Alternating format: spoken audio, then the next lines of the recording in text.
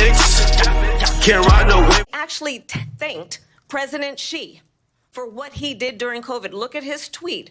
Thank you, President Xi, exclamation point, when we know that Xi was responsible for lacking. My boy Trump got that even tan. He looking extra orange today. Now, I ain't gonna lie. Trump came on time. Well, they bought their chips from Taiwan. We hardly make chips anymore because Why he say countries' names like that? Taiwan. they have, and policies like they have. I don't say her because she has no policy.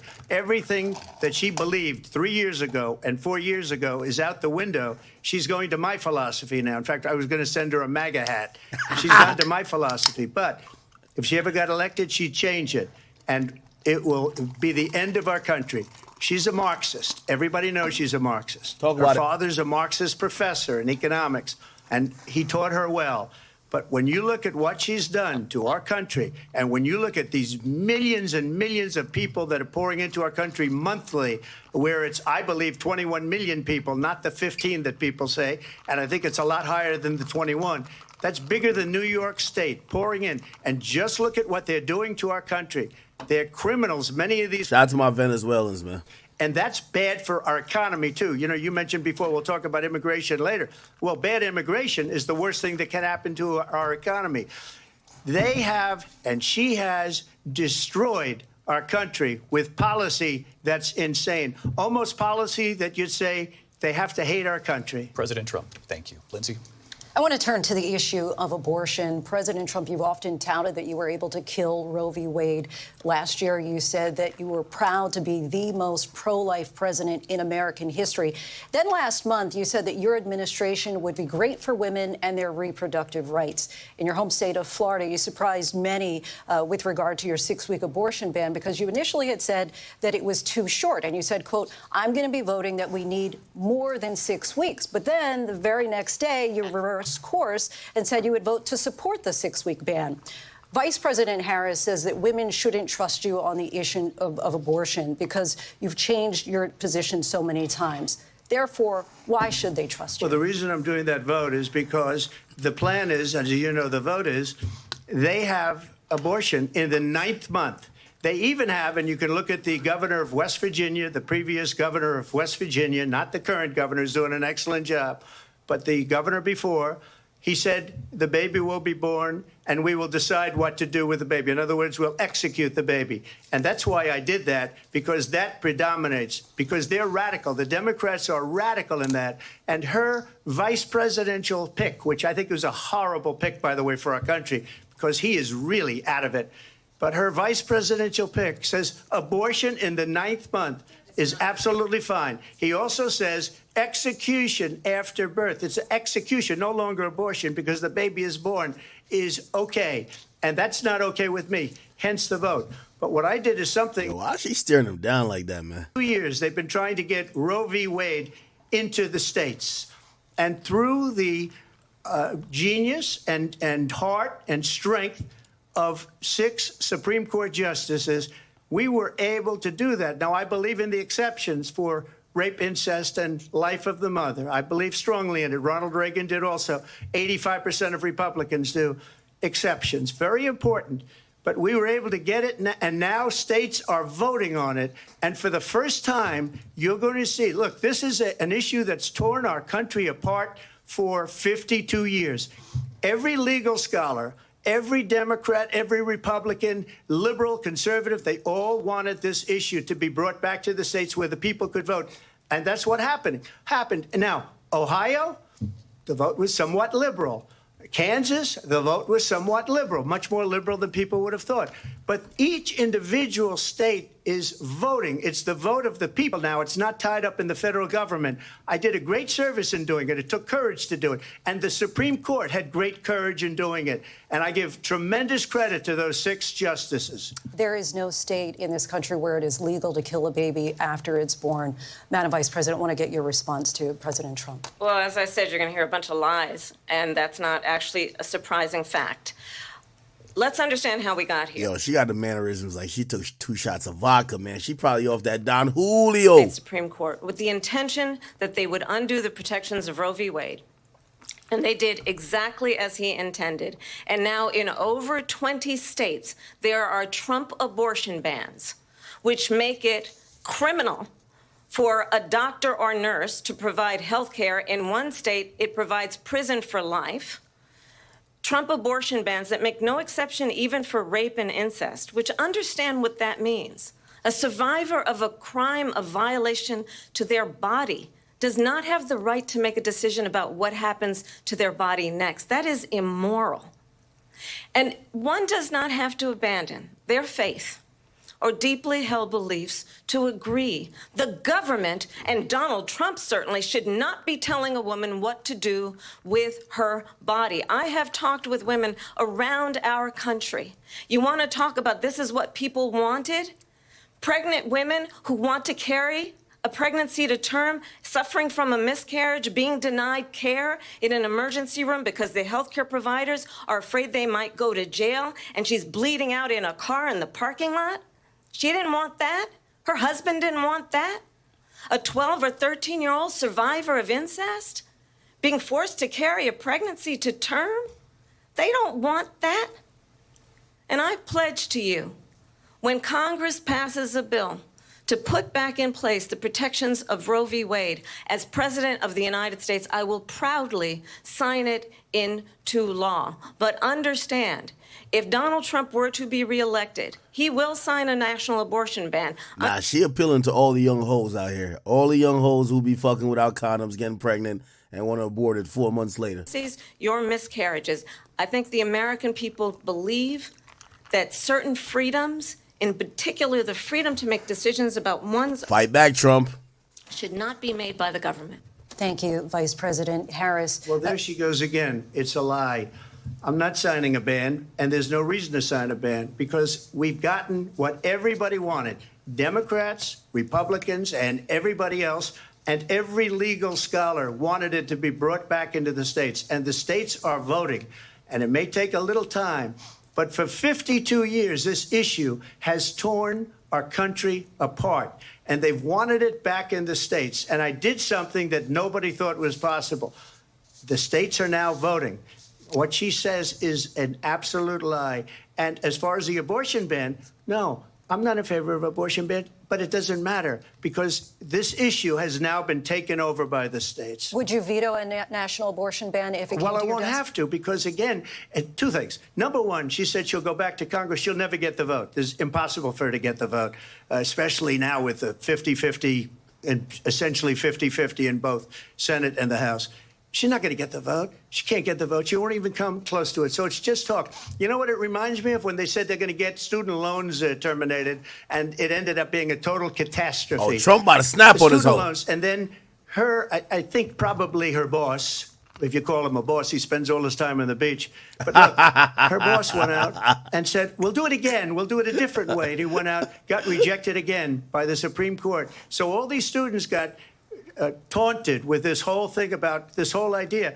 And how unfair that would have been, part of the reason they lost, to the millions and millions of people that had to pay off their student loans. They didn't get it for free. But they were saying it's the same way that they talked about that they talk about abortion. But if I could just get a yes or no, because your running mate, J.D. Vance, has said that you would veto it if it did come to your desk. Well, I didn't discuss it with J.D. In all fairness, J.D., and I don't mind if he has a certain view, but I think he was speaking for me, but I really didn't.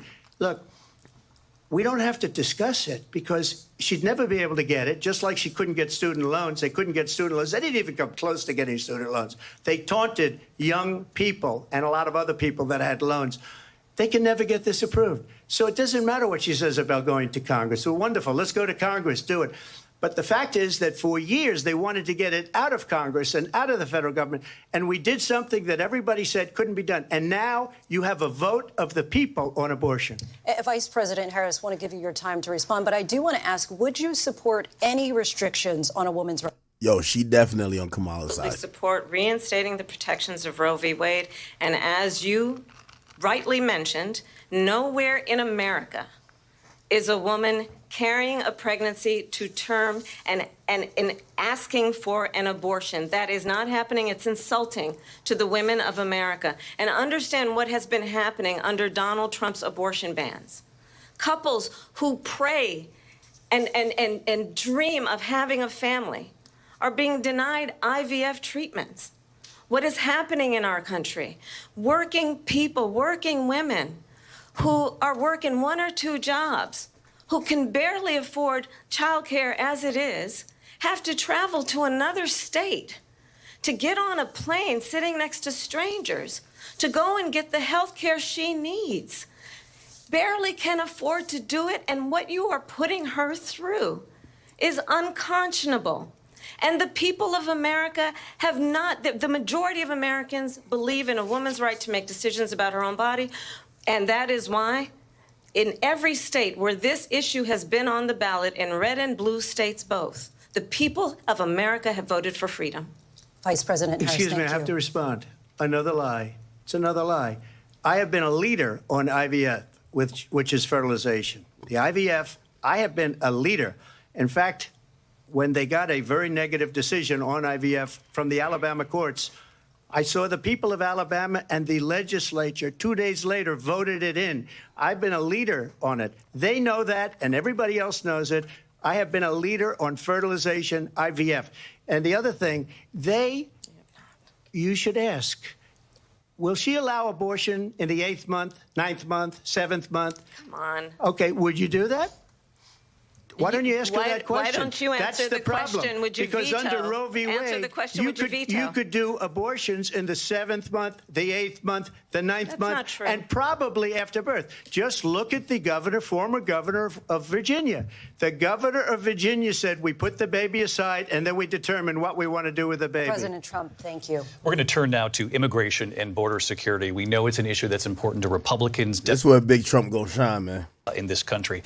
Vice President Harris, you were tasked by President Biden with getting to the root causes of migration from Central America.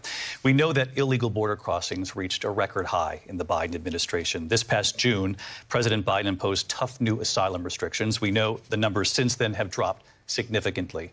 But my question to you tonight is, why did the administration wait until 6 months before the election to act? And would you have done anything differently from President Biden on this? So I'm the only person on this stage who has prosecuted transnational criminal organizations for the trafficking of guns, drugs, and human beings. And let me say that the United States Congress, including some of the most conservative members of the United States Senate, came up with a border security bill, which I supported. And that bill would have put 1,500 more border agents on the border to help those folks who are working there right now overtime, trying to do their job. It would have allowed us to stem the flow of fentanyl coming into the United States. I know there are so many families watching tonight who have been personally affected by the surge of fentanyl in our country. That bill would have put more resources to allow us to prosecute transnational criminal organizations for trafficking in guns, drugs, and human beings. But you know what happened to that bill? Donald Trump got on the phone, called up some folks in Congress, and said, kill the bill. And you know why? Because he'd prefer to run on a problem instead of fixing a problem. And understand, this comes at a time where the people of our country actually need a leader who engages in solutions, who actually addresses the problems at hand. But what we have in the former president is someone who would prefer to run on a problem instead of fixing a problem. And I'll tell you something, he's going to talk about immigration a lot tonight, even when it's not the subject that is being raised. And I'm going to actually do something really unusual, and I'm going to invite you to attend one of Donald Trump's rallies, because it's a really interesting thing to watch. You will see during the course of his rallies, he talks about fictional characters like Hannibal Lecter. He will talk about windmills cause cancer.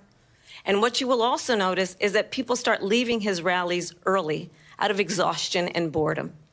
And I will tell you, the one thing you will not hear him talk about is you. You will not hear him talk about your needs, your dreams, and your desires. You trying to cook? And I'll tell you, I believe you deserve a president who actually puts you first, and I pledge to you that I will. Vice President Harris, thank you. President Trump, on that point, I want to get your response. Well, I would like to respond. Let me just ask, though, why did you try to kill that bill, and successfully so, that would have put thousands of additional agents and officers on the border? First, let me respond as to the Please. rallies. She said people start leaving. People don't go to her rallies. There's no reason to go. And the people that do go, she's bussing them in and paying them to be there, and then showing them in a different light. So she can't talk about that. People don't leave my rallies. We have the biggest rallies, the most incredible rallies in the history of politics. That's because people want to take their country back. Our country is being lost. We're a failing nation. And it happened 3.5 years ago. And what's going on here, you're going to end up in World War III, just to go into another subject. What they have done to our country by allowing these millions and millions of people to come into our country, and look at what's happening to the towns all over the United States. And a lot of towns don't want to talk. It's not going to be Aurora or Springfield. A lot of towns don't want to talk about it because they're so embarrassed by it. In Springfield, they're eating the dogs, the people that came in. They're eating the cats. They're eating the pets of the people that live there. And this is what's happening in our country, and it's a shame. As far as rallies are concerned, as far as the reason they go is they like what I say. They want to bring our country back. They want to make America great again. It's a very simple phrase, make America great again. She's destroying this country, and if she becomes president, this country doesn't have a chance of success. Not only success, we'll end up being Venezuela on steroids. I just want to clarify here. You bring up Springfield, Ohio, and ABC News did reach out to the city manager there. He told us there have been no credible reports of specific claims of pets being harmed, injured, or abused by individuals within the immigrant community. Well, I've seen people on television. Let me just say here, this is the people on television say my dog was taken and used for food. So maybe he said that, and maybe that's a good thing to say for a city manager. I'm not taking this from television. But the people I'm on taking it from the city manager. Their dog was eaten by the people that went there. Again, the Springfield city manager says there's no evidence of that. Vice President Harris, I'll let you respond to the rest of what you've heard. You talk about extreme. This is, I think, one of the reasons why in this election I actually have the endorsement of 200 Republicans who have formally worked with President Bush, Mitt Romney, and John McCain, including the endorsement of former Vice President Dick Cheney and Congress member Liz Cheney. And if you want to really know the inside track on who the former president is, if he didn't make it clear already, just ask people who have worked with him. His former chief of staff, a 4-star general, has said he has contempt for the Constitution of the United States. His former national security advisor has said he is dangerous and unfit. They get nasty now. His former Secretary of Defense has said the nation, the republic, would never survive another Trump term. And when we listen to this kind of rhetoric, when the issues that affect the American people are not being addressed, I think the choice is clear in this election. President Trump, I'll give you a quick minute to respond here. Thank you, because when I hear that, see, I'm a different kind of a person. I fired most of those people. Not so graciously. They did bad things or a bad job. I fired them. They never fired one person. They didn't fire anybody having to do with Afghanistan and the Taliban and the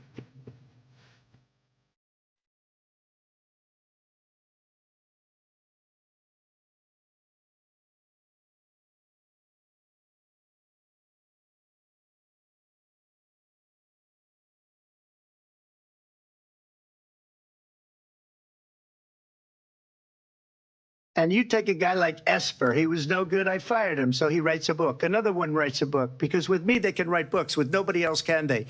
But they have done such a poor job, and they never fire anybody. Look at the economy. Look at the inflation. They didn't fire any of their economists. They have the same people. That's a good way not to have books written about you. But just to finish, I got more votes than any Republican in history by far. In fact, I got more votes than any president, sitting president, in history by far. Let me continue on immigration. It was what you wanted to talk about earlier, so let's get back to your deportation proposal that the vice president has reacted to as well. President Trump, you call this the largest domestic deportation operation in the history of our country. You say you would use the National Guard. You say if things get out of control, you'd have no problem using the U.S. military. Police, yes. You also said you would use local police. How would you deport 11 million undocumented immigrants? I know you believe that number is much higher. Take us through this. What does this look like? Will authorities be going door to door in this country? Yeah, it is much higher because of them. They allowed criminals, many, many millions of criminals. They allowed terrorists. They allowed common street criminals. They allowed people to come in, drug dealers, to come into our country, and they're now in the United States and told by their countries like Venezuela, don't ever come back or we're going to kill you. Do you know that crime in Venezuela and crime in countries all over the world is way down? You know why? Because they've taken their criminals off the street and they've given them to her to put into our country. And this will be one of the greatest mistakes in history for them to allow. And I think they probably did it because they think they're going to get votes, but it's not worth it because they're destroying the fabric of our country by what they've done. There's never been anything done like this at all. They've destroyed the fabric of our country. Millions of people let in. And all over the world, crime is down. All over the world except here. Crime here is up and through the roof. Despite their fraudulent statements that they made, crime in this country is through the roof. And we have a new form of crime. It's called migrant crime. And it's happening at levels that nobody thought possible. President Trump, as you know, the FBI says overall violent crime is actually coming down in this country. But Vice Excuse me, President the Harris, FBI they were defrauding statements. They didn't include the worst cities. They didn't include the cities with the worst crime. It was a fraud, just like their number of 818,000 jobs that they said they created turned out to be a fraud. President Trump, thank you. I'll let you respond, Vice President Harris.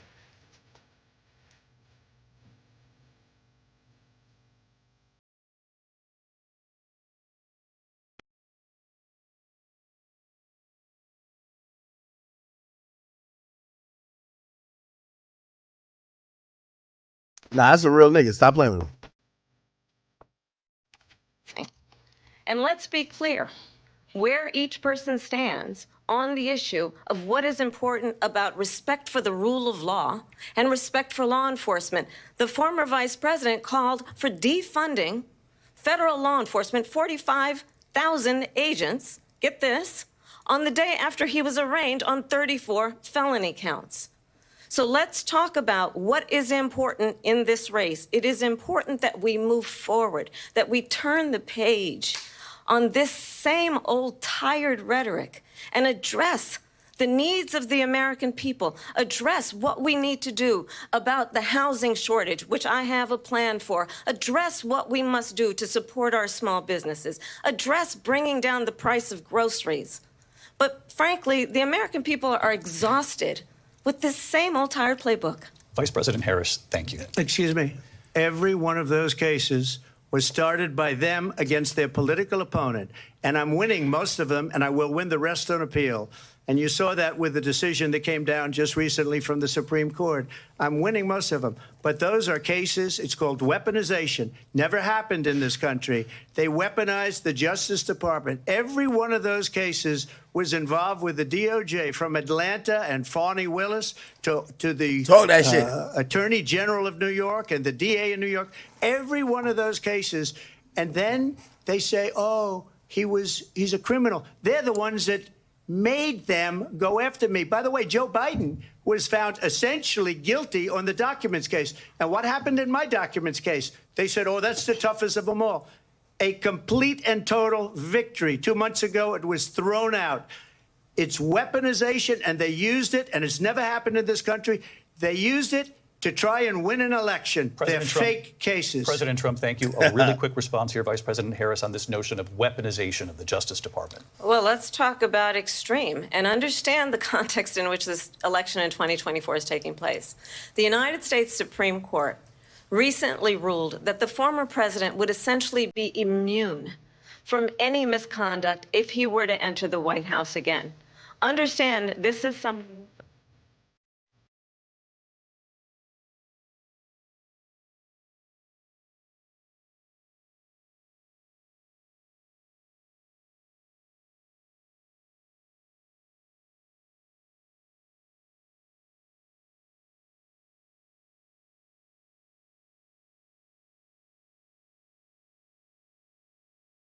because certainly we know now the court won't stop him. We know J.D. Vance is not going to stop him. It's up to the American people Vice President to stop Harris, him. thank you. Lindsay? Vice President Harris, in your last run for president. This is the one that weaponized, not me. She weaponized.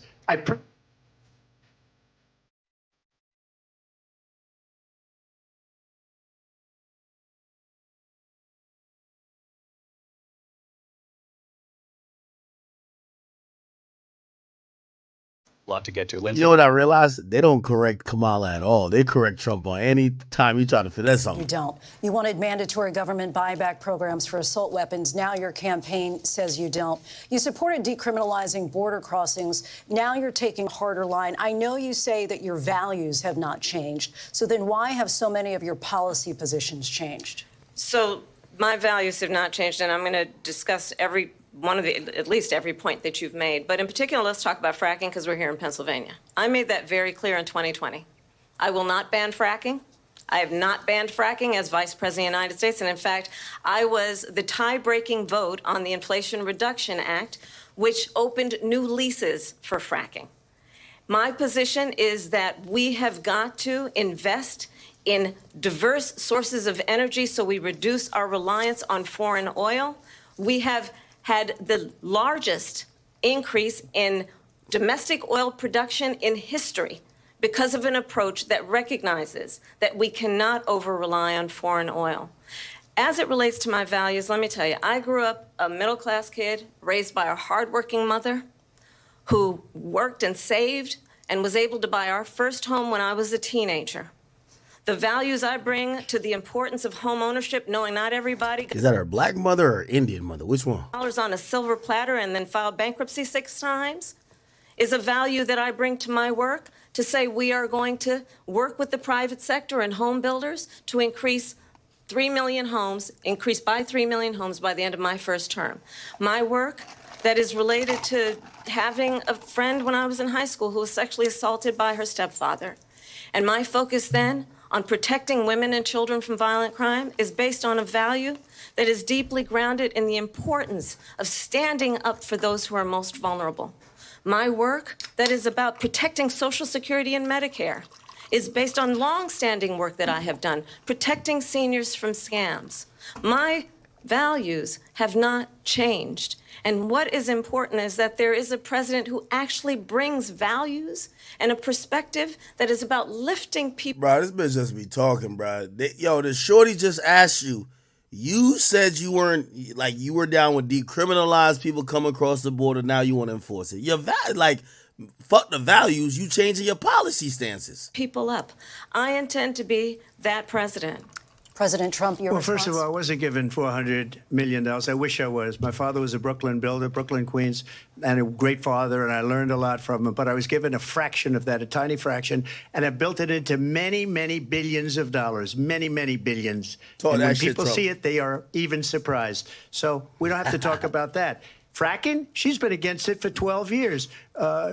Defund the police, she's been against that forever. She gave all that stuff up very wrongly, very horribly, and everybody's laughing at it, okay? They're all laughing at it. She gave up at least 12 and probably 14 or 15 different policies. Like, she was big on defund the police. In Minnesota, she went out, wait a minute, I'm talking now, if you don't mind, please.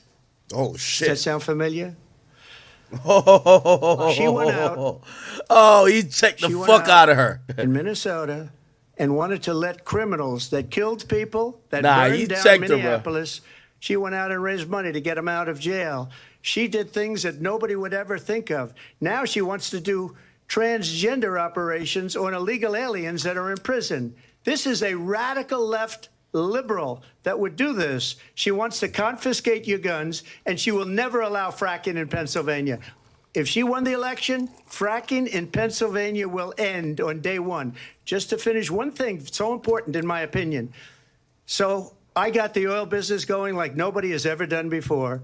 When they took over, they got rid of it, started getting rid of it, and the prices were going up the roof. They immediately let these guys go to where they were.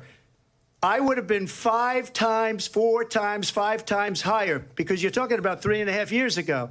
They got it up to where I was because they had no choice, because the prices of energy were quadrupling and doubling. You saw what happened to gasoline. So they said, let's go back to Trump.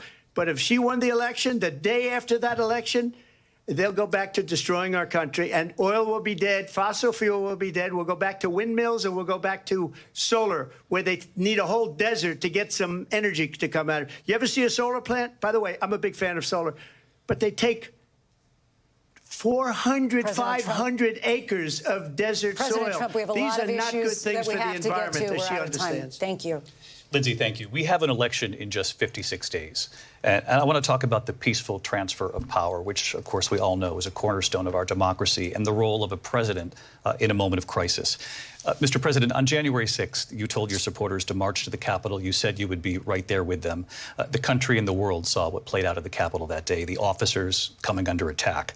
Aides in the West Wing say you watched it unfold on television off the Oval Office. You did send out tweets, but it was more than 2 hours before you sent out that video message telling your supporters to go home. Is there anything you regret about what you did on that day? You just said a thing that isn't covered. Peacefully and patriotically, I said during my speech, not later on. Peacefully and patriotically. And nobody on the other side was killed. Ashley Babbitt was shot by an out-of-control police officer that should have never, ever shot her. It's a disgrace. But we didn't do this group of people that have been treated so badly. I ask, what about all the people that are pouring into our country and killing people that she allowed to pour in? Nah, the thing one thing about Trump, he always gonna hold his semi-radical people down. Y'all niggas stormed the Capitol, even though he ain't really tell y'all to, but he kind of gave y'all the wink wink. He ain't gonna throw y'all under the bus. By the way, there's 2.3 million people watching on that YouTube feed. One of these people from countries all over the world, not just South America, they're coming in from all over the world, David, all over the world. And crime rates are down all over the world because of it. But let me just... I ain't gonna lie to you. I fuck with Trump for that, like on some real shit. I fuck with Trump because he rock with the niggas who rock with him. Even if they're a little bit racist. I'm going to just put like this. Barack Obama got in the White House, my nigga. Barack Obama was probably the first gay president, not the first black president, nigga. He wasn't rocking with niggas like that, okay? Like, one thing with Trump, you can't get him to say nothing bad about the racist niggas that rock with him, okay? Not saying he racist, but there's some racist niggas that rock with him. He'll never talk down on them because he know they be on go for him. That's like his kill squad. Mayor of Washington, D.C., and the mayor put it back in writing, as you know. I said, you know, this is going to be a very big rally or whatever you want to call it. And again, it wasn't done by me. It was done by others. I said, I'd like to give you 10,000 National Guard or soldiers. They rejected me. Nancy Pelosi rejected me. It was just 2 weeks ago. Her daughter has a tape of her saying she is fully responsible for what happened. They want to get rid of that tape. It would have never happened if Nancy Pelosi and the mayor of Washington did their jobs. I wasn't responsible for security. Nancy Pelosi was responsible. She didn't do her job. The question was about you as president, not about former Speaker Pelosi, but I do want Vice President Harris to respond here. I was at the Capitol on January 6th. I was the vice president-elect. I was also an acting senator. I was there. And on that day, the President of the United States incited a violent mob to attack our nation's capital, to desecrate our nation's capital. On that day, 140 law enforcement officers were injured, and some died. And understand, the former president has been indicted and impeached for exactly that reason. But this is not an isolated situation. Let's remember Charlottesville, where there was a mob of people carrying tiki torches, spewing anti-Semitic hate. And what did the president then at the time say? There were fine people on each side. Let's remember that when it came to the Proud Boys, a militia, the former president said, stand back and stand by. So for everyone watching who remembers what January 6th was, I say, we don't have to go back. Let's not go back. We're not going back. It's time to turn the page. And if that was a bridge too far for you, well, there is a place in our campaign for you to stand for country, to stand for our democracy, to stand for... I ain't gonna lie to you, I fuck with Trump, but she is kind of like appealing to people. Like, she's a good speaker. See... This is why we needed Biden up there. Biden was having like a fucking seizure, a heart attack, a stroke all at the same time. She kind of talking. On that point, Donald Trump, the candidate, has said in this election there will be a bloodbath if this and the outcome of this election is not to his liking. Let's turn the page on this. Let's not go back. Let's chart a course for the future and not go backwards to the past. Let me just follow up here. It was a different term, and it was a term that related to energy because they have destroyed our energy business. That was where bloodbath was. Also, on Charlottesville, that story has been, as you would say, debunked.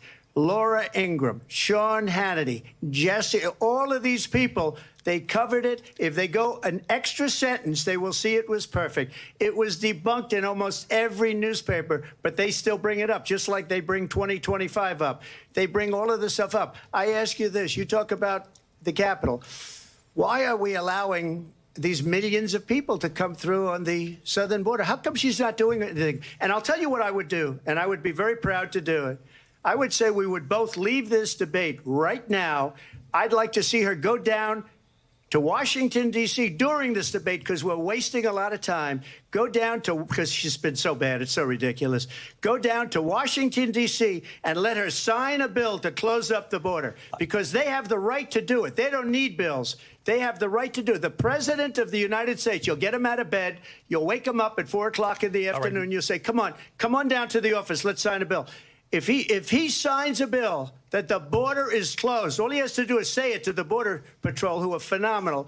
If they do that, the border is closed. Mr. Those President, people are killing many people, unlike J6. We talked immigration here tonight. I do want to focus on this next issue to both of you because it really brings us this into focus, truth in these times that we're living in. Mr. President, for 3.5 years after you lost the 2020 election, you repeatedly falsely claimed that you won, many times saying you won in a landslide. In the past couple of weeks leading up to this debate, you have said, quote, you lost by a whisker, that you, quote, didn't quite make it, that you came up a little bit short. I said that? Are you now acknowledging that you lost in 2020? No, I don't acknowledge that at all. But I you said did that say sarcastically. That. You know that. It was said, oh, we lost by a whisker. That was said sarcastically. Look, there's so much proof. All you have to do is look at it. And they should have sent it back to the legislatures for approval. I got almost 75 million votes, the most votes any sitting president has ever gotten. I was told if I got 63, which was what I got in 2016, you can't be beaten. The election, people should never be thinking about an election as fraudulent. We need two things. We need walls, and we have to have it. We have to have borders, and we have to have good elections. Our elections are bad. And a lot of these illegal immigrants coming in, they're trying to get them to vote. They can't even speak English. They don't even know what country they're in practically. And these people are trying to get them to vote. And that's why they're allowing them to come into our country. I did watch all of these pieces of video. I didn't detect the sarcasm, lost by a whisker. We didn't quite make it. And we should just point out here as clarification, and you know this, you and your allies, 60 cases in front of many judges, many of them no Republican. Judge looked at it. And said they there was said no we didn't have standing. That's the other thing. They said we didn't have standing, a technicality. Can you imagine a system where a person in an election doesn't have standing? The President of the United States doesn't have standing. That's how we lost. If you look at the facts, and I'd love to have you'll do a special on it. I'll show you Georgia, and I'll show you Wisconsin, and I'll show you Pennsylvania, and I'll show you.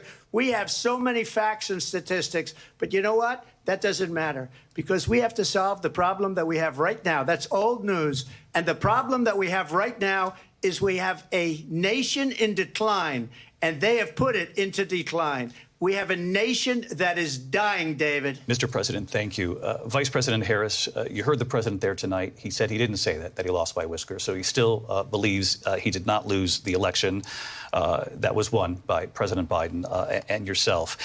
But I do want to ask you about something that's come up in the last couple of days. This was a post from President Trump about this upcoming election just weeks away. He said, when I win, those people who cheated, and then he lists donors, voters, election officials, he says will be prosecuted to the fullest extent of the law, which will include long-term prison sentences. Nah, Trump should never did this debate on ABC, man. They setting that nigga up. They're throwing softballs to this girl. The vote. Is that what you believe he's trying to do here? Donald Trump was fired by 81 million people. So let's be clear about that. And clearly he is having a very difficult time processing that. But we cannot afford to have a president of the United States who attempts, as he did in the past, to upend the will of the voters in a free and fair election. And I'm going to tell you that I have traveled the world as Vice President of the United States, and world leaders are laughing at Donald Trump. I have talked with military leaders, some of whom worked with you, and they say you're a disgrace. And when you then talk in this way in a presidential debate and deny what over and over again are court cases you have lost because you did, in fact, lose that election, it leads one to believe that perhaps we do not have in the candidate to my right the temperament or the ability to not be confused about fact. That's deeply troubling, and the American people deserve better. I'll give you 1 minute to respond, Mr. President. Let me just say about world leaders. Viktor Orban, one of the most respected men, they call him a strong man. He's a tough person, smart, Prime Minister of Hungary. They said, why is the whole world blowing up? 3 years ago, it wasn't. Why is it blowing up? He said, because you need Trump back as president. They were afraid of him. China was afraid, and I don't like to use the word afraid, but I'm just quoting him.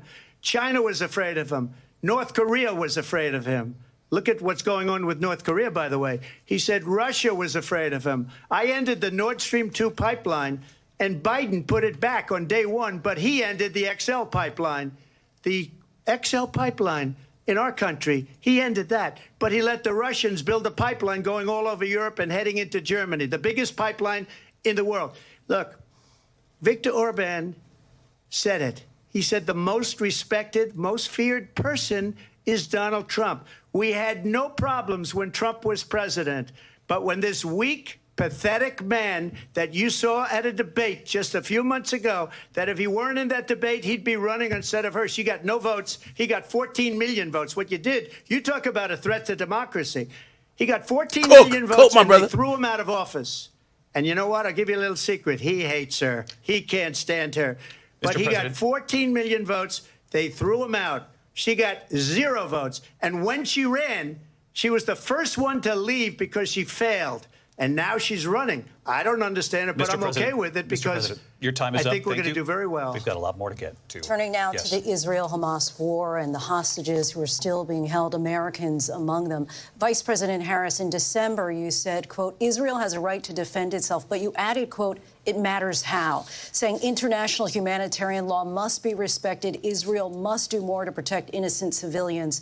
You said that 9 months ago. Now an estimated 40,000 Palestinians are dead. Nearly 100 hostages remain. Just last week, Prime Minister Benjamin Netanyahu said there's not a deal in the making. President Biden has not been able to break through the stalemate. How would you do it? Well, let's understand how we got here. Oh, on October man. 7th, Answer the question, bitch. Hamas, a terrorist organization, slaughtered 1,200 Israelis. Many of them young people who were simply attending a concert. Women were horribly raped. And so absolutely, I said then, I say now, Israel has a right to defend itself. We would. And how it does so matters. Because it is also true, far too many innocent Palestinians have been killed. Children, mothers. What we know is that this war must end. It must end immediately, and the way it will end is we need a ceasefire deal and we need the hostages out. And so we will continue to work around the clock on that. Work around the clock, also understanding that we must chart a course for a two-state solution. And in that solution, there must be security for the Israeli people and Israel, and in equal measure for the Palestinians. But the one thing I will assure you always, I will always give Israel the ability to defend itself, in particular as it relates to Iran and any threat that Iran and its proxies pose to Israel. But we must have a two-state solution where we can rebuild Gaza, where the Palestinians have security, self-determination, and the dignity they so rightly deserve.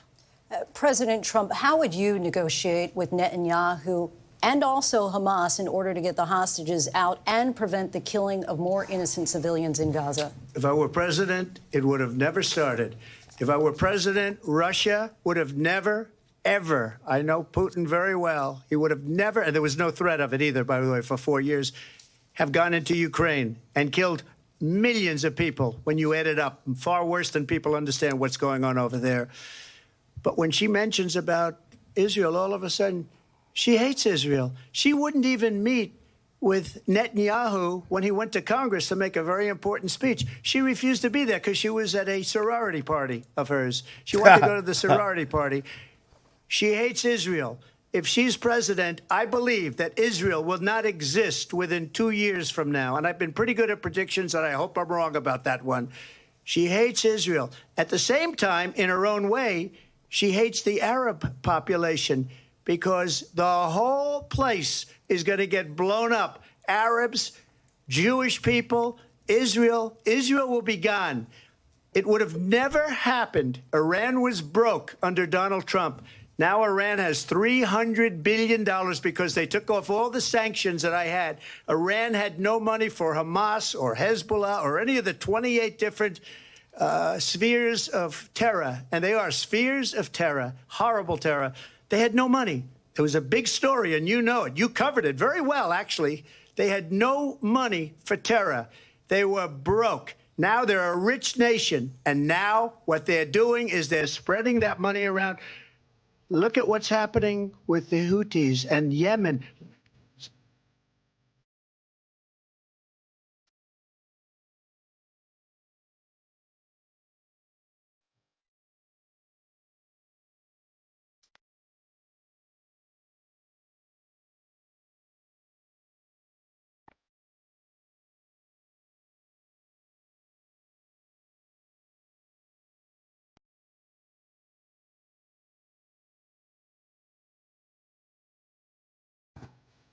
Nah, both of them answer that question. I ain't gonna lie. Both of them answer shit.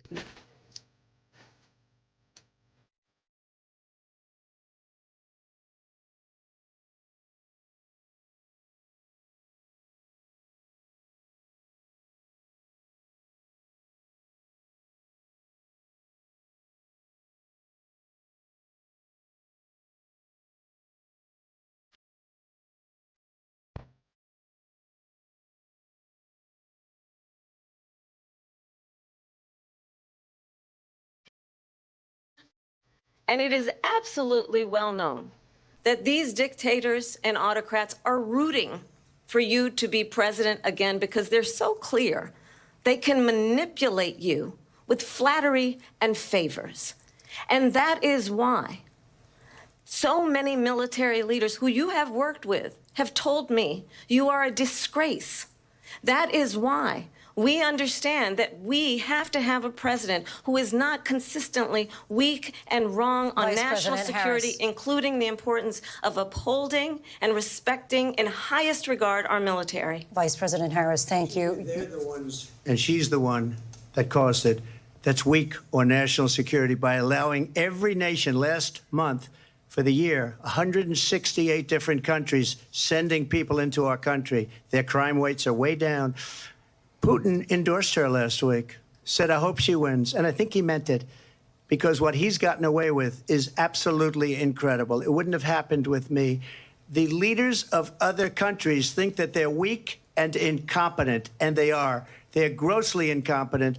And I just ask one question. Why does Biden go in and kill the Keystone Pipeline and approve the single biggest deal that Russia's ever made, Nord Stream 2, the biggest pipeline anywhere in the world going to Germany and all over Europe? Because they're weak and they're ineffective.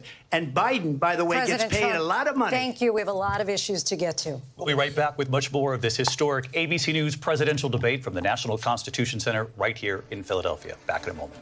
I ain't gonna lie, they turning up people. They gotta run some ads, you know what I mean? They got like 3 million people on the live. I could imagine on TV they might have 10 million people watching. This is a big thing. Honestly, I'm gonna give Kamala some credit here. I think Kamala is doing a little bit better than I thought. I'm gonna be honest with you. I thought she was a little bit of an airhead. We don't really know what she got going on. Here's the thing too, and I see so many people. And actually, I feel like I'm coming off a little Charleston White-ish when I say this. If you're one of those people who's like, yo, this is life or death, this is my nigga. In reality, the issues that they're discussing here have a 1% it's like a 1% case rate if it will affect your life. Whether we got Kamala, whether we got Trump, it really don't matter that much. You know what matters to me? Like, and this is me personally. I pay a lot in taxes. Really, mostly, I pay a shit ton. I pay like $45,000 a year just for the house I live in. That's property taxes. You know what that's going to? Schools, roads. It's paying the local municipalities. What are they doing with the money where if I'm paying that and there's 5, 10 other houses paying that, my city is getting a lot of fucking bread, but it's local. So when we like constantly only obsess over the presidential elections, they're talking about abortion. If that's the biggest thing in your life, my nigga, like, bro, use a condom, brother. You know what's like, I'm thinking about local crime. I'm thinking about the schools. I'm thinking about, yo, why the fuck am I paying $45,000 a year in property taxes, but there's a fucking pothole over there? You get what I'm saying? Like, these are things that matter, but it's not on a national level. It's on a local level. I think even for you guys, wherever you live at, the majority of things that's probably affecting your life on 90% basis is not federal. So when we're watching this, for me, it's a little bit like entertainment. Because whether we do got Trump or we got Biden, or actually not Biden, I guess Kamala at this point, it really don't matter. A lot of us, we're talking about politics because this is when we talk about politics, but nobody gives a fuck about midterm elections. Nobody gives a fuck about electing city councils who's going to make sure that budget goes to the proper places for school, for this, for that, after school programs. You, like we sit here and talk about, like, say if you're in Philadelphia right now and you're complaining about the crime and violence that is so rampant in Philadelphia. Yes, maybe you could say, well, on a is it gubernatorial level? Yeah, you could get laws to handle it better, but maybe on a local level, you should be arguing that the city of Philadelphia, that, whether it's, that board or whatever that, political structure looks like, they should be investing more into after school programs that these niggas, these little kids, it's a 16-year-old who killed YBC Dole. They're running around with switches. Like, think about it. We really acting like all what Trump is talking about, what Kamala's talking about. I'm going to keep it a being with you, my nigga. I love Mexicans. I don't give two fucks about the border, to keep it real. It sounds good. Like, oh, okay, let's close the border. I don't give two fucks. You get what I'm saying? Like, that doesn't affect my life. You know what I mean? Low-key, I need more Mexicans, because I ain't gonna lie, when they come work on my roof, that should be fired. Them niggas coming through, them niggas be doing that shit in like 30 minutes. I'm like, God damn, it's supposed to be a whole day. The point I'm trying to say is that we're all invested in the presidential election, when most of the issues that the federal government that they're going to be mostly caring about don't affect most of us. If you know a bunch of people where abortion rights is a thing that's controlling how they live their life in the next 6 months, you just know hoes telling bitches to stop fucking. You get what I'm saying? If you know a bunch of people where illegal immigrants supposedly took their jobs, or, bruv, you need to go to school. Go get some education. The point is this. We fake care about politics because all of the political shit that really affect us, we don't give a fuck about. Y'all niggas, we sit up here talking. Think about this. The people in Atlanta right now, and let me say this before I think they're about to get back. We sit and talk about what's going on in Atlanta. The people in Atlanta watching this debate, why are you watching this? You elected Fonnie Willis. That's why Young Thug is under fire. Y'all elected these people, right? But y'all over here talking about Trump and Kamala. Anyway, I'm back to it. Into this conflict. Mr. President, it has been the position of the Biden administration that we must defend Ukraine from Russia, from Vladimir Putin, to defend their sovereignty, their democracy, that it's in America's best interest to do so, arguing that if Putin wins, he may be emboldened to move even further into other countries. You have said you would solve this war in 24 hours. You said so just before the break tonight. How exactly would you do that? And I want to ask you a very simple question tonight. Do you want Ukraine? Don't give out the sauce, Trump. Don't tell him. I want to save lives that are being uselessly, people being killed by the millions. It's the millions. It's so much worse than the numbers that you're getting, which are fake numbers. Look, we're in for $250 billion or more. because they don't ask Europe, which is a much bigger beneficiary to getting this thing done than we are. They're in for $150 billion less because Biden and you don't have the courage to ask Europe like I did with NATO. They paid billions and billions, hundreds of billions of dollars when I said, either you pay up or we're not going to protect you anymore. So that's maybe one of the reasons they don't like me as much as they like weak people. But you take a look at what's happening. We're in for 250 to 275 billion. They're into 100 to 150. They should be forced to equalize. With that being said, I want to get the war settled. I know Zelensky very well, and I know Putin very well. I have a good relationship, and they respect your president, okay? They respect me. They don't respect Biden. How would you respect him? Why? For what reason? He hasn't even made a phone call in 2 years to Putin, hasn't spoken to anybody. They don't even try and get it. That is a war that's dying to be settled. I will get it settled before I even become president. If I win, when I'm president-elect, and what I'll do is I'll speak to one, I'll speak to the other, I'll get them together. That war would have never happened. And in fact, when I saw Putin after I left, unfortunately left because our country has gone to hell. But after I left, when I saw him building up soldiers, he did it after I left, I said, oh, he must be negotiating. It must be a good, strong point of negotiation. Well, it wasn't, because Biden had no idea how to talk to him. He had no idea how to stop it. And now you have millions of people dead, and it's only getting worse, and it could lead to World War III. Don't kid yourself, David. We're playing with World War III, and we have a president that we don't even know if he's... Where is our president? We don't even know if he's a president. And just to clarify they here... threw him out of a campaign like a dog. We don't even know. Is he our president? But we have a president, Mr. President, that doesn't know he's alive. Your time is up. Just to clarify in the question, do you believe it's in the U.S. best interests for Ukraine to win this war, yes or no? I think it's the U.S. best interest to get this war finished and just get it done. All right. Negotiate a deal, because we have to stop all of these human lives from being destroyed. I want to take this to Vice President Harris. I want to get your thoughts on support for Ukraine in this moment, but also, as Commander-in-Chief, if elected, how would you deal with Vladimir Putin, and would it be any different from what we're seeing from President Biden? Well, first of all, it's important to remind the former president you're not running against Joe Biden, you're running against me. I believe the reason that Donald Trump says that this war would be over within 24 hours is because he would just give it up. And that's not who we are as Americans. Let's understand what happened here.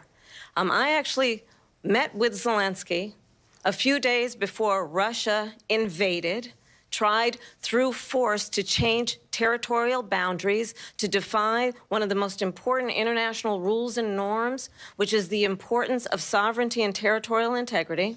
And I met with President Zelensky. I shared with him American intelligence about how he could defend himself. Days later, I went to NATO's eastern flank, to Poland and Romania. And through the work that I and others did, we brought 50 countries together to support Ukraine in its righteous defense. And because of our support, because of the air defense, the ammunition, the artillery, the javelins, the Abrams tanks that we have provided, Ukraine stands as an independent and free country. If Donald Trump were president, Putin would be sitting in Kyiv right now. And understand what that would mean, because Putin's agenda is not just about Ukraine. Understand why the European allies and our NATO allies are so thankful that you are no longer president, and that we understand the importance of the greatest military alliance the world has ever known, which is NATO, and what we have done to preserve the ability of Zelensky and the Ukrainians to fight for their independence. Otherwise, Putin would be sitting in Kyiv with his eyes on the rest of Europe, starting with Poland. And why don't you tell the 800,000 Polish Americans right here in Pennsylvania how quickly you would give up for the sake of favor and what you think is a friendship with what is known to be a dictator who would eat you for lunch.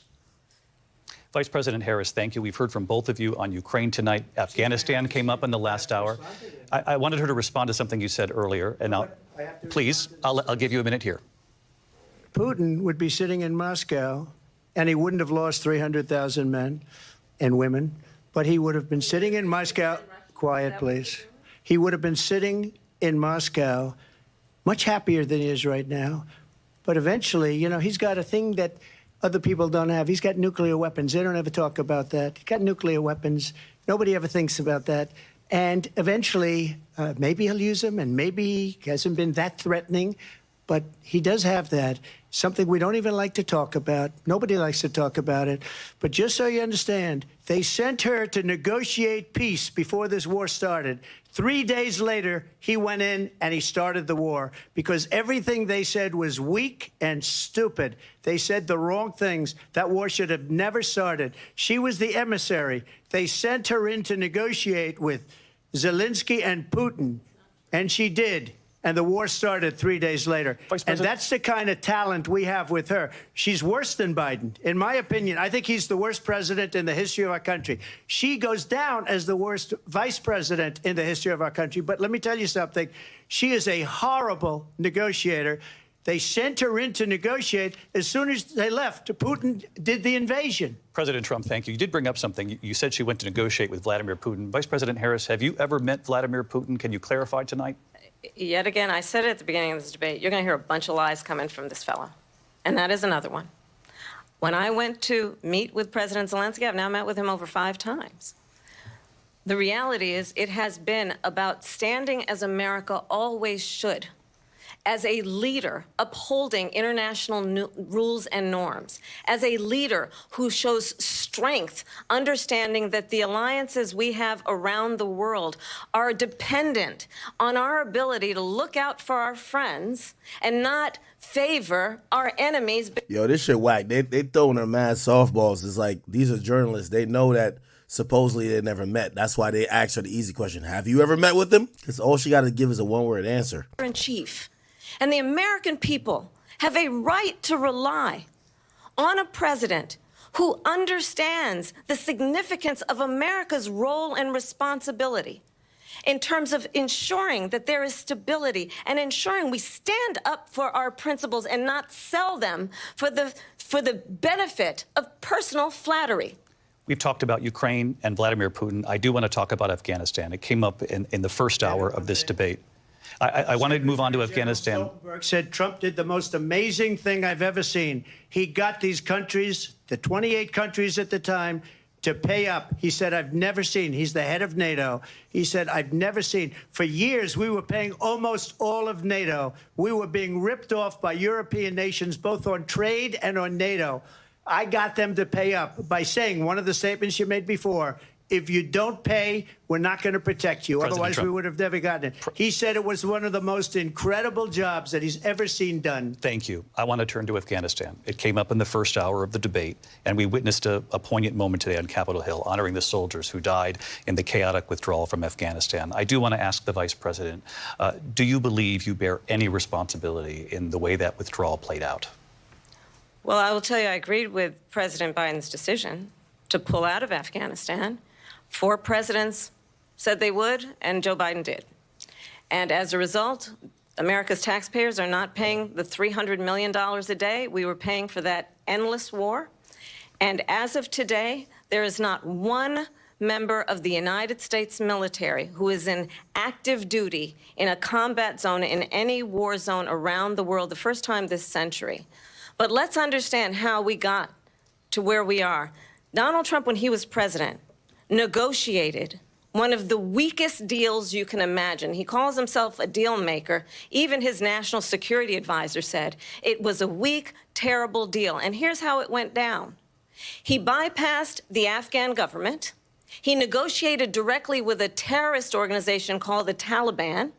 The negotiation involved the Taliban getting 5,000 Taliban terrorists released. And get this, and the president at the time invited the Taliban to Camp David, a place of storied significance for us as Americans, a place where we honor the importance of American diplomacy, where we invite and receive respected world leaders.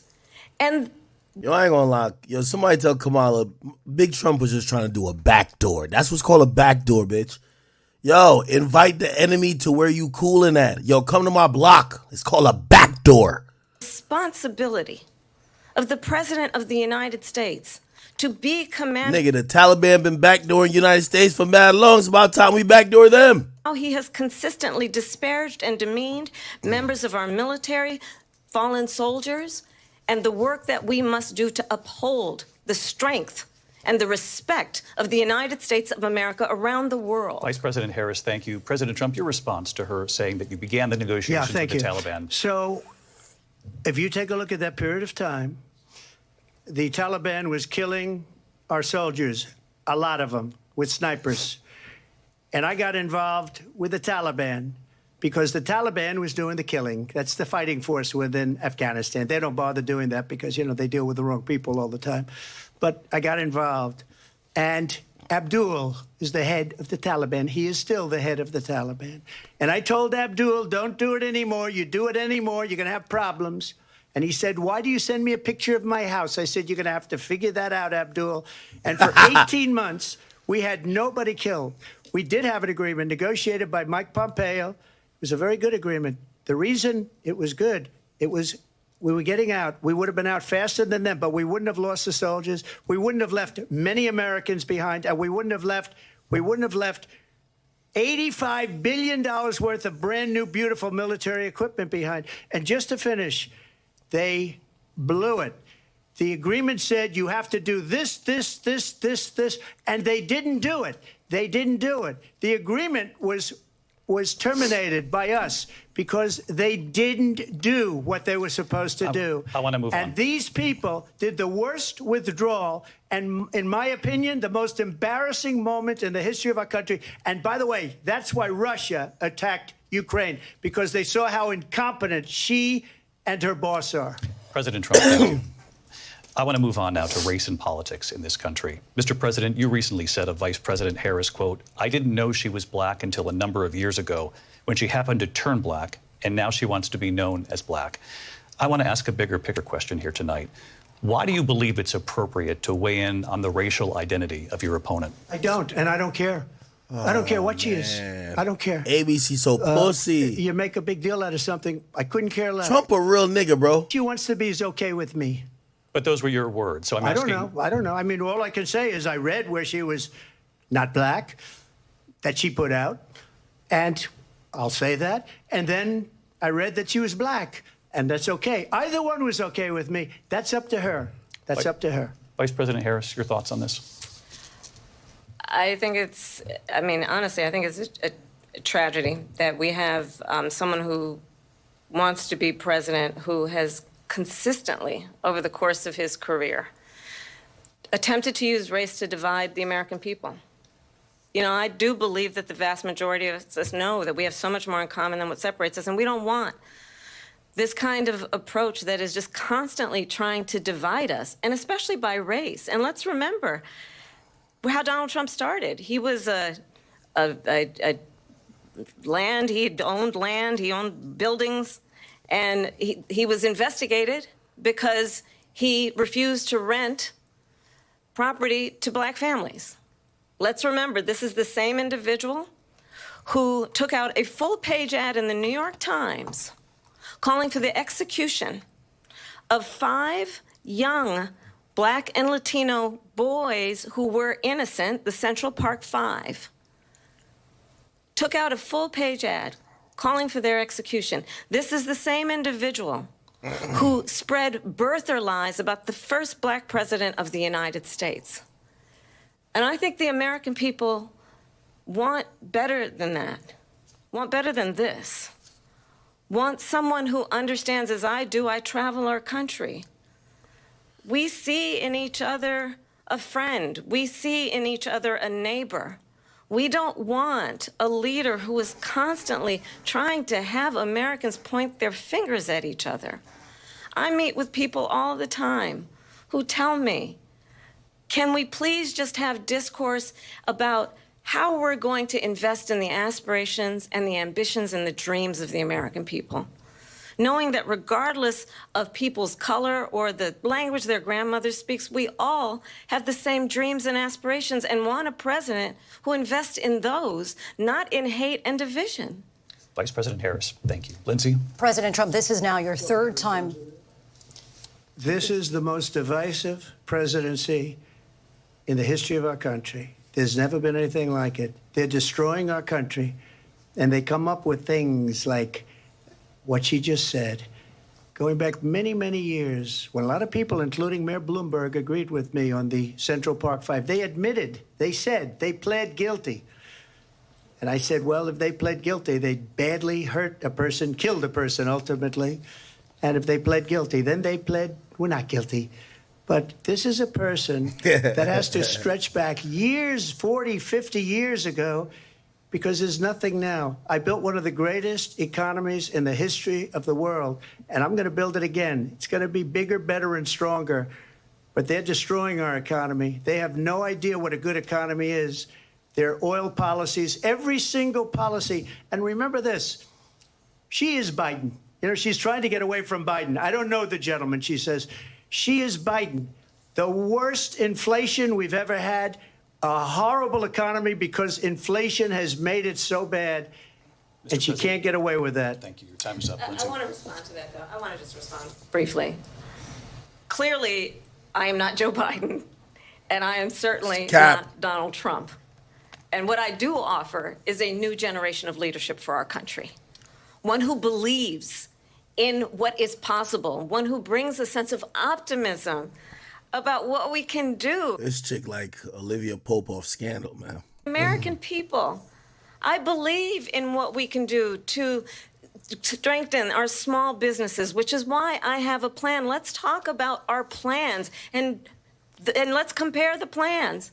I have a plan to give startup businesses $50,000 tax deduction, to pursue their ambitions, their innovation, their ideas, their hard work. I have a plan, $6,000 for young families for the first year of your child's life, to help you in that most critical stage of your child's development. I have a plan that is about allowing people to be able to pursue what has been fleeting in terms of the American dream by offering a help with down payment of $25,000 down payment assistance for first-time home buyers. That's the kind of conversation, I believe, David, that people really want tonight, as opposed to a conversation that is constantly about belittling and name-calling. Let's turn the page Vice President and move Harris, forward. thank you. Let's turn to policy. President Let's Trump, turn back we to have policy. to move on. President Trump. Let's turn to policy, She please. has a plan to defund the police. She has a plan to confiscate everybody's gun. President Trump, she we has do a have to plan move on to not other allow issues. fracking in Pennsylvania or anywhere else. Okay. Thank you, That's Mr. what her President. plan is until just recently. I just need Lindsay, to go ahead. respond because Trump, the President former Trump, president has said no, I'm something sorry. twice that I need to respond to. I'm sorry. We're going to move on, Vice President Harris. President Trump, this is now your third time running for president. You have long vowed to repeal and replace the Affordable Care Act, also known as Obamacare. You have failed to accomplish that. You now say you're going to keep Obamacare, quote, unless we can do something much better. Correct. Last month, you said, quote, we're working on it. So tonight, 9 years after you first started running, do you have a plan, and can you tell us what it is? Obamacare was lousy health care, always was. It's not very good today. And what I said, that if we come up with something, and we are working on things, we're going to do it, and we're going to replace it. But remember this. I inherited Obamacare because Democrats wouldn't change it. They wouldn't vote for it. They were unanimous. They wouldn't vote to change it. If they would have done that, we would have had a much better plan than Obamacare. But the Democrats came up. They wouldn't vote for it. I had a choice to make when I was president. Do I save it and make it as good as it can be, never going to be great, or do I let it rot? And I felt I had an obligation, even though politically it would have been good to just let it rot and let it go away. I decided, and I told my people, the top people, and they're very good people. I have a lot of good people in that administration. We read about the bad ones. We had some real bad ones, too, and so do they. They have really bad ones. The difference is they don't get rid of them. But let me just explain. I had a choice to make. Do I save it and make it as good as it can be, or do I let it rot? And I saved it. I did the right thing. But it's still never going to be great, and it's too expensive for people. And what we will do is we're looking at different plans. If we can come up with a plan that's going to cost our people, our population, less money and be better health care than Obamacare, then I would absolutely do it.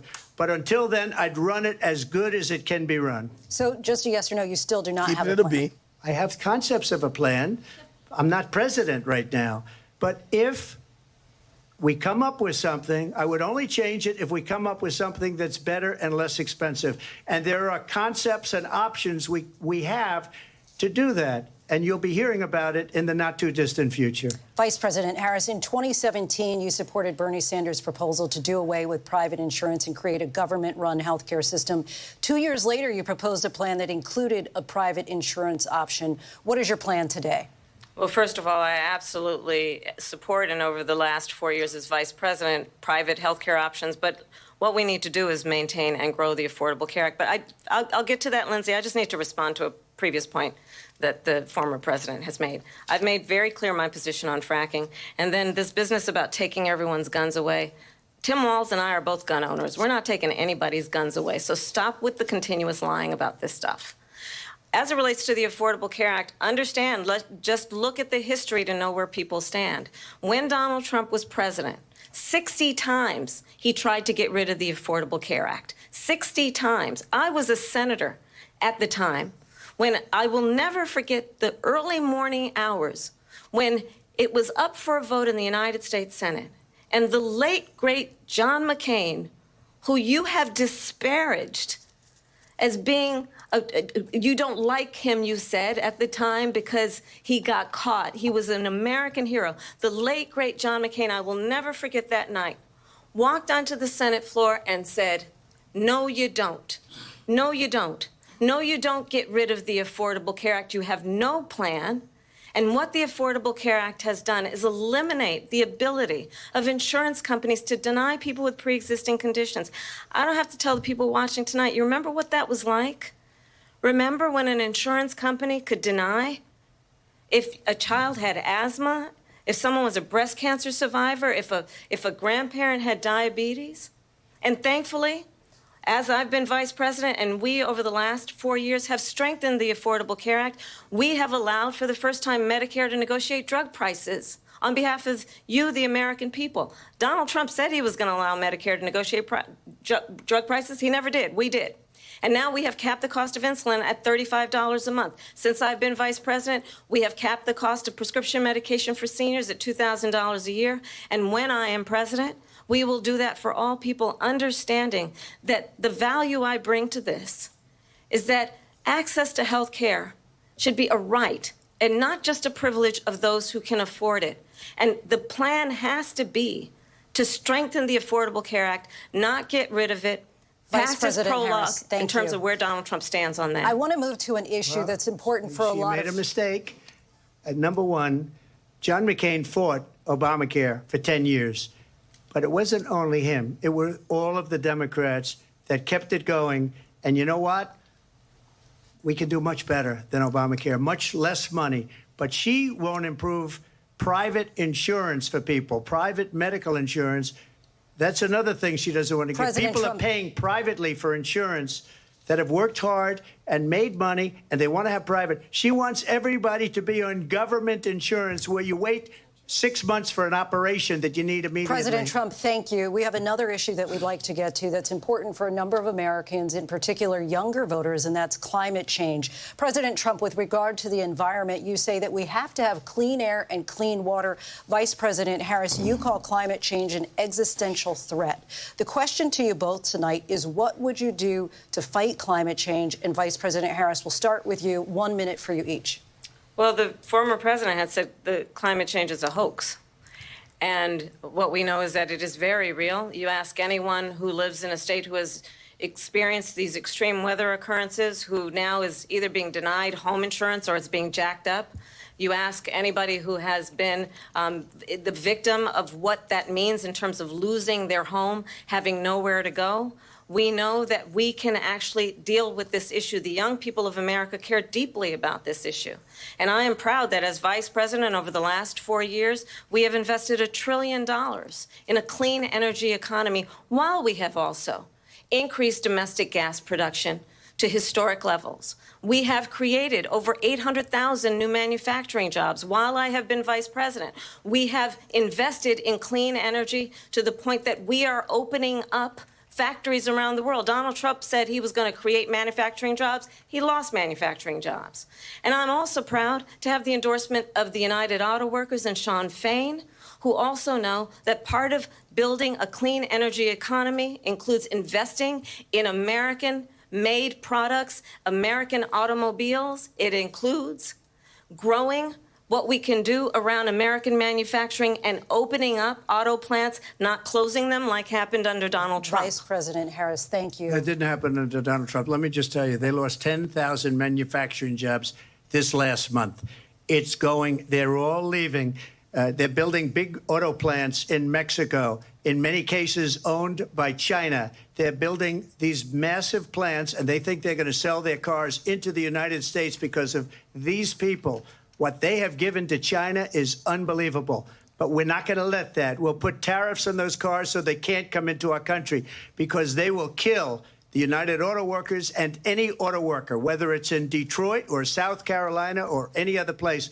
What they've done to business and manufacturing in this country is horrible. We have nothing because they refuse. You know, Biden doesn't go after people because supposedly China paid him millions of dollars. He's afraid to do it. Between him and his son, they get all this money from Ukraine. They get all this money from all of these different countries. And then you wonder, why is he so loyal to this one, that one, Ukraine, China? Why is he? Why did he get $3.5 million from the mayor of Moscow's wife? Why did she pay him $3.5 million? This is a crooked administration, and they're selling our country down the tubes. President Trump, thank you. Thank you. We'll be right back with closing statements from both of our candidates. An historic night, this ABC News presidential debate from Philadelphia. Back in a moment. All right, Chad. All right, what y'all rocking with so far, man? You know, tonight is the first debate between Donald Trump and Kamala Harris. I'm going to be honest with you. I think Kamala's doing pretty good. Again, here's the thing about these debates. Like, I think the majority of the population, and I'll include myself in that, the people who have the right to vote and the constituents of whatever states, I don't think we're all that involved in politics. We all go off talking points. You hear the same shit. We don't ever follow through to see if these guys deliver on promises. You hear wild things thrown around. You hear Kamala says that she's going to be putting in, I mean, shit, I don't know if y'all have a business, but shit, that sounds great, right? Like, yo, you get a $50,000 tax break if you start a small business. That's good because, shit, if you do start making profits, like to scale up, you want to, you know, whatever. And shit, she's trying to give you a break to give you an opportunity. Will that become a thing? We don't know, right? Like these are like promises. Hearing these guys talk is like promises. Hearing Donald Trump say certain things, yo, I'm going to end whatever war this and third. I've seen a lot of people were you know, and this is why they say you never talk about politics and religion because it's really heated and people care about it. It was kind of interesting during the last little break when I was saying that, oh, y'all niggas, like we care about this, but my nigga, I'm gonna keep it a bean with you. Whether Gaza and fucking like Israel and Palestine kill themselves all day, it matters nothing to my life. It does nothing. Like I just see it on the news. It matters none, right? And when I mean matters none, I mean relatively, right? Like same with Russia and fucking Ukraine. It's crazy. Like we're like almost like brainwashed to think like we're voting on these issues. Like you niggas got nothing to do with what's going on over there. Y'all niggas should care about what's going on in your community. Why niggas keep stealing cars? Why the fuck the road ain't never been fixed? Why is there no after school programs that your little brother could be at? Why the fucking YMCA or the gyms are so fucking crappy? That's kind of what matters in most regular people's lives, except that's not what we voting for. You know what I mean? Like, you know, whether it's a city councilor or the local mayor, like niggas don't give a fuck about that. And those are the people that control your actual day-to-day life. We're over here, like, think about this. They keep mentioning this thing called fracking. Y'all know what fracking is? Like, if you're not in a state like Pennsylvania, fracking don't even exist to you, right? Like, fracking is like, I believe it's like a method of like extracting natural resources from the earth. Bro, if you live in Atlanta, that shit don't matter to you. Yet they're talking about this constantly, and they're trying to make sure they're on the right side of this point. So, you know, again, the only thing I'm trying to tell y'all is, like, of course, there's some bigger points. Like, for example, you know, again, and I still think this is a marginal case, even with abortion. Bruh, how many people do y'all know that is getting abortions all the time, or is getting restricted from abortions that wanted abortions, or feel passionate enough that don't want other people to have abortions after, I don't know, maybe 6 weeks or whatever the case is. So, again, I personally feel like we just selecting a leader. You know what I mean? This is like the face of the football team. Like, you know what I mean? It's like Bill Belichick, even though he's a smart guy. I'm comparing to football here, people. The offensive coach is a nigga who's probably installing whatever play that motherfucking Tom Brady was going to throw, right? Like, or whatever the running backs are going to do. Actually bad analogy because, Bill Belichick used to do the defense shit. But regardless, what I'm saying is that we're kind of hiring a puppet, right? Like, if you get Kamala Harris back in, that's like almost saying, I'm kind of cool with what's been happening in the last 4 years. And maybe you are. I'm cool with what's been happening in the last 4 years. And I think if Trump get in, Trump's going to fuck it up. Let me just keep Kamala, because that's kind of like a representative of what Biden kind of been doing. All right, bet, cool. If you get Trump in, it's almost like, it's like this fictional, like half of the shit that Trump is saying ain't going to get done. Right? Nigga said he was going to build a wall. Nigga ran into all type of shit. Nigga said he was going to deport all type of people. Ran to all. When he was president, we seen how it went. So, like, a lot of it was like you elected a leader you felt confident in, but did they do half of the shit they said? And even half of the shit they said, did it really matter to your life? Cap, no. Statements, and Vice President Harris, we begin with you. So I think you've heard tonight two very different visions for our country. One that is focused on the future, and the other that is focused on the past, and an attempt to take us backward. But we're not going back. And I do believe that the American people know we all have so much more in common than what separates us, and we can chart a new way forward.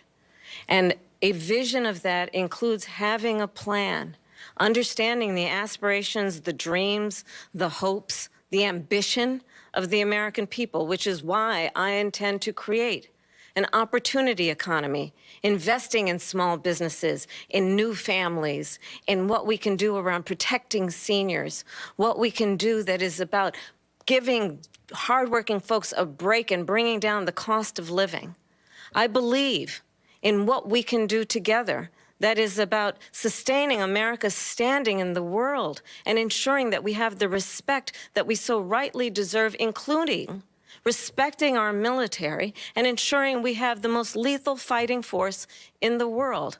I will be a president that will protect our fundamental rights and freedoms, including the right of a woman to make decisions about her own body and not have her government tell her what to do. I'll tell you, I started my career as a prosecutor. I was a DA, I was an attorney general, a United States senator, and now vice president. I've only had one client, the people.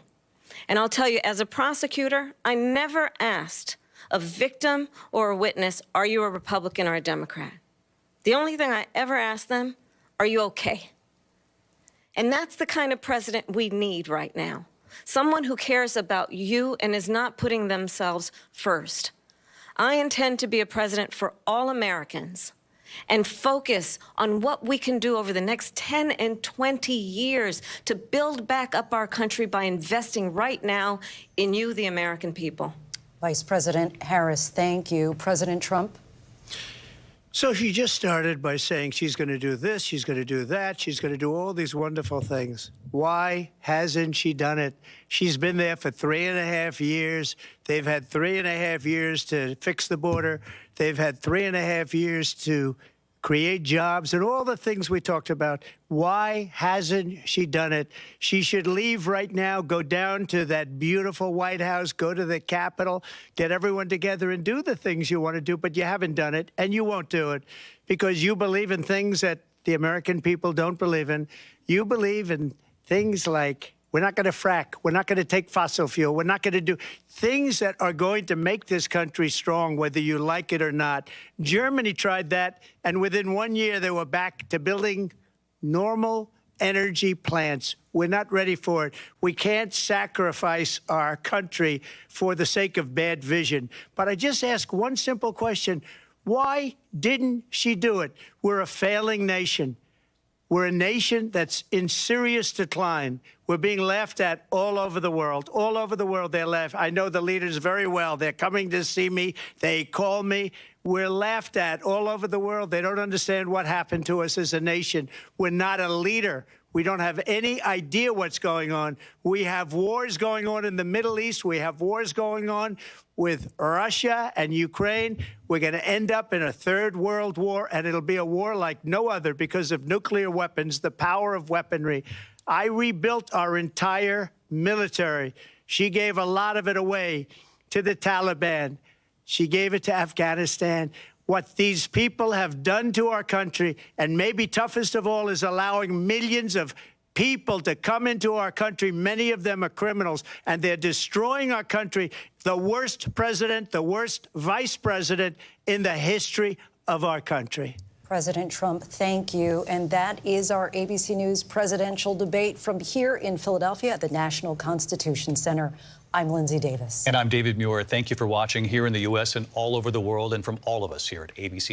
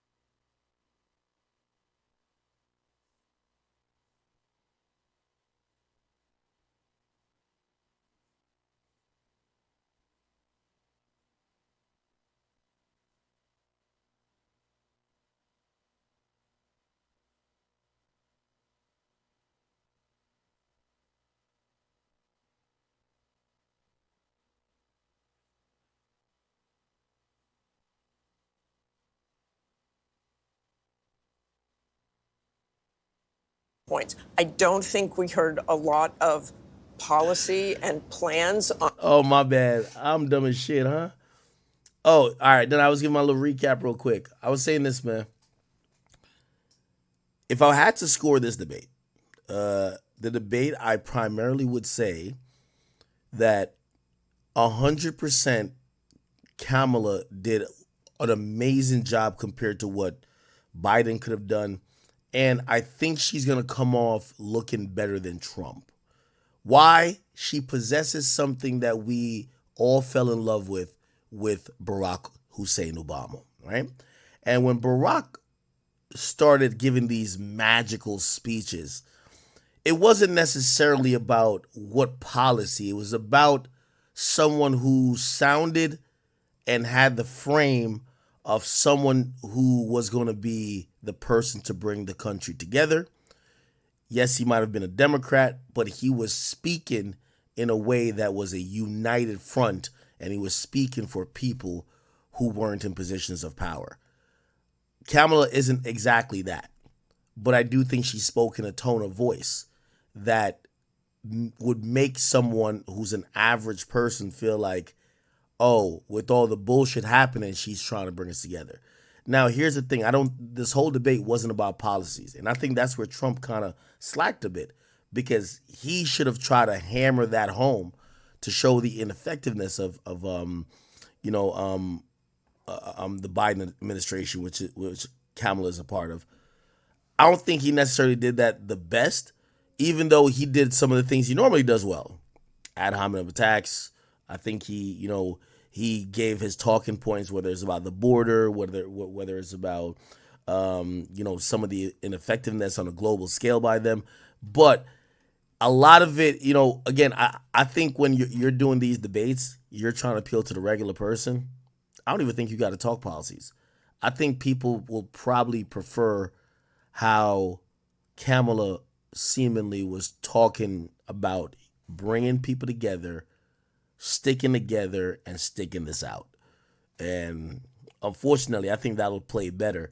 And I think Trump lacked a little bit where you got to come with some policies because they're the sitting president. You're now the incumbent, even though you were president before. Anyway, let me go back to the experts.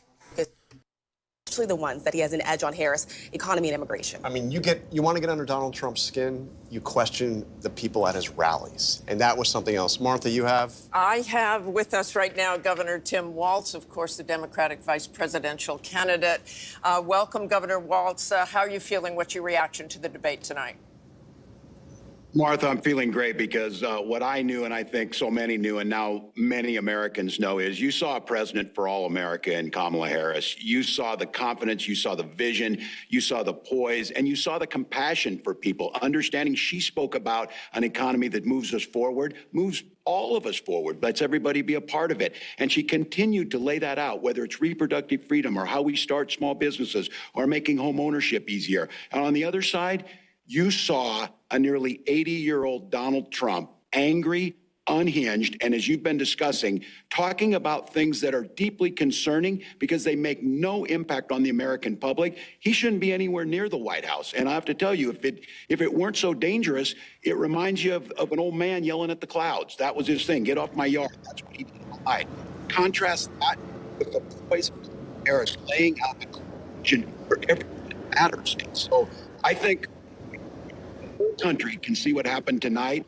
We'll keep pushing forward. That's the way that the country wants to see our politics be. She laid it out clearly. Donald Trump brought nothing tonight. Anger, resentment. Governor Walz, I do want to ask you, she did not answer questions on abortion restrictions. She never really answered that question. Can you clear that up where the Harris-Walz ticket stands on that? Certainly, and you couldn't get any different than this. The reinstitution of Roe versus Wade, what was the law of the land for 52 years. You saw this in there, and him pushing back to the states, she's exactly right. It's people like Amanda in Texas, which everybody saw on the stage in Chicago, nearly bleeding out, having sepsis twice because she can't get the care. She's been absolutely clear on this. Everything Donald Trump said, that is untrue. The clarity of this is Roe. When you have Roe, you have the protections in place where women make their own decisions with their health care providers, not Donald Trump. Okay, thanks so very much for joining us, Governor Walz. John? And we have the other side of the ticket. We have Senator J.D. Vance, Donald Trump's running mate, joining us now. Senator Vance, thank you for joining us. Thanks, Sean. I appreciate it. So I want to get to one part in the debate where you came up. Donald Trump was asked if he would veto a national abortion ban. He didn't answer the question, suggested, I guess, that he wouldn't. And then it was pointed out that you, in fact, said not that long ago that he would veto a national abortion ban. Can you explain the mix-up here? Well, I think the president's been very clear that he doesn't want a national abortion ban. I think in some ways he finds the question a little bit ridiculous because why are we asking him about legislation that's never going to actually happen and why he would veto it or not veto it when he says very explicitly that he doesn't support a national abortion ban and he wants these policies to be made by the states. But I think there's a deeper and more important issue here in this debate, which is that you had Kamala Harris effectively echoing platitude after platitude after platitude. The American people can't pay their grocery bills on platitudes. They can't put their kids in a house on platitudes. And Kamala Harris had a lot to say, but very little actual substance behind it for how she's going to lower grocery prices, secure the border, and make housing more affordable in this country. She's been the vice president for 3.5 years. She can't run on her record, and she apparently can't run on much of her plans either because it's just a lot of slogans and not a whole lot of substance. But Senator Vance, why won't he just say that he would veto the national abortion ban? And by the way, had you spoken to him about it before you were put in a position to answer that question?